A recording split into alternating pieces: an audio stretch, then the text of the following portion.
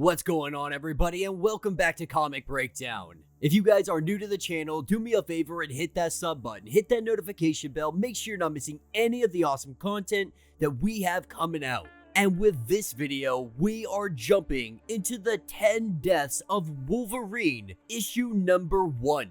And if you didn't catch the 10 Lives of Wolverine, go ahead, check out the link in my description as well as the top of this video. It is going to get you completely caught up on everything that happened in that issue number 1.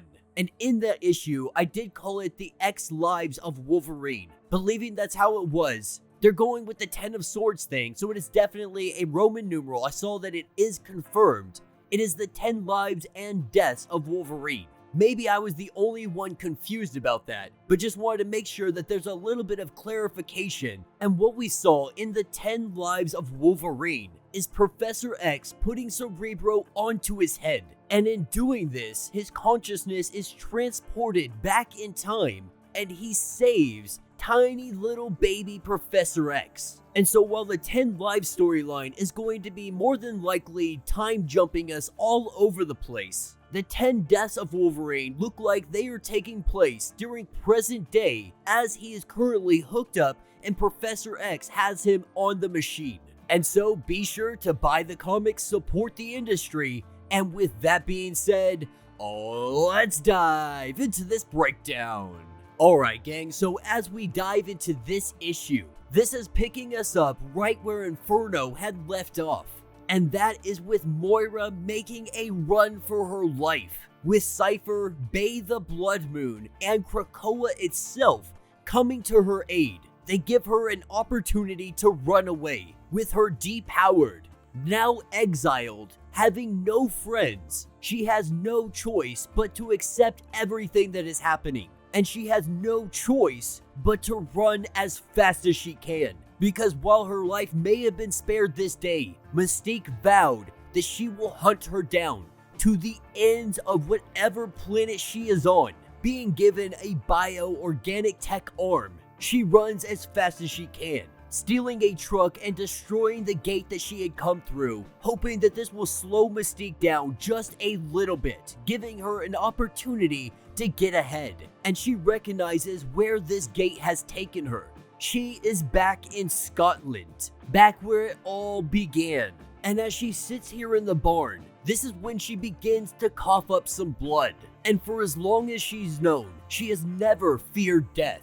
But now, it appears that death is now at her doorstep, thinking maybe, just maybe, it's time for a change. But more than anything, what she has boiling in her veins is rage. Because Charles, Eric, they both decided that they were going to protect her. And when it came down to it, they were nowhere to be found. Now that's when we're taken to Krakoa. And Black Tom, he had found himself at the lagoon having a good drink. That is until he feels something off, something weird, something going on with the vegetation. Recognizing something is astray, he runs out into the woods. And in the woods, there is a rumbling.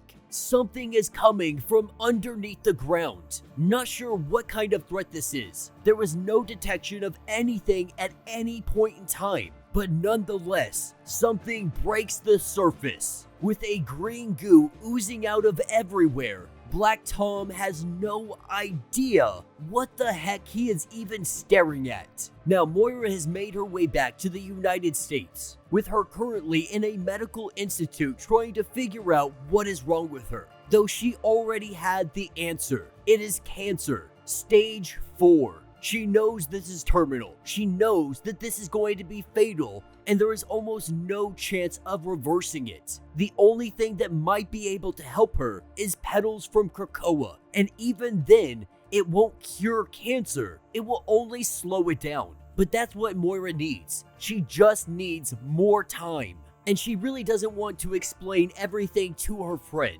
She's just letting her know that there is no way she can go to Krakoa to get them, because there are individuals on that island that want her dead. With the nurse coming in and the doctor making her way out, that nurse just so happened to be Mystique.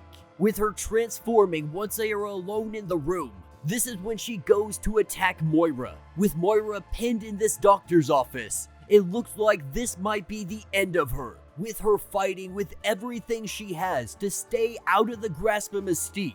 This is when, from the hallway, we see the door knocked right off of the hinges. It lands on Mystique, and we have the arrival of Valkyrie. And Valkyrie is here to give Moira the opportunity to make her go. And Moira wanted time. That's what the good doctor, aka Valkyrie, is giving her the opportunity to have that time, with Valkyrie holding her off for as long as she can, giving Moira the opportunity to run.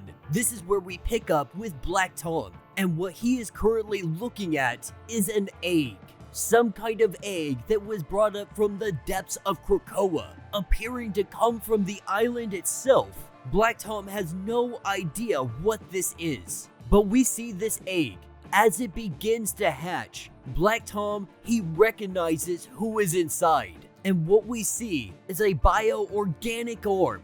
This arm having 3 claws that are coming out of it. And before Black Tom can do anything, these claws, they dash him to pieces. And leaving Black Tom dead and bleeding, we see the shadow of what we can only assume is Wolverine.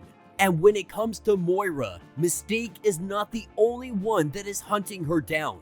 Getting a ping of her visuals, catching her on CCTV cameras outside of the hospital, the CIA, the X desk, they find this very interesting. An individual that has been off-grid for a very long time. So either she is a defector or she has just escaped prison. Regardless of the situation, they send out a team to track her down.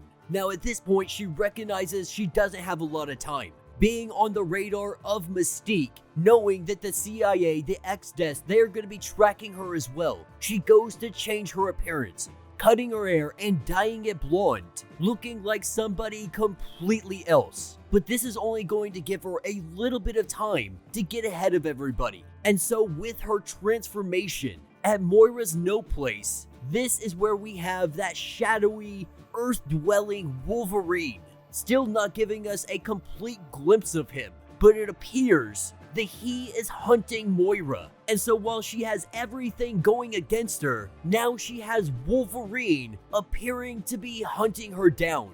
And as Moira makes her way through the crowds, this is where she sees the CIA operatives. With them being very recognizable, she goes to make her escape, going into a place known as Epiphany. And the product that they are pitching in holograms, it's kind of like storing all of your memories, all of your thoughts, taking your consciousness and putting it onto a hard drive. Because this is an ocular device that records everything you see and say, and automatically uploading every single night so that you never lose a single minute. Now, of course, this is something that is obviously very dangerous, and them throwing it in here, it's obviously going to be playing a part in the near future. But while she's in this place, the CIA agents, they catch up with her, trying to escort her out of here without making any kind of scene. Moira definitely makes a scene, giving them some good licks. She tries to make her escape.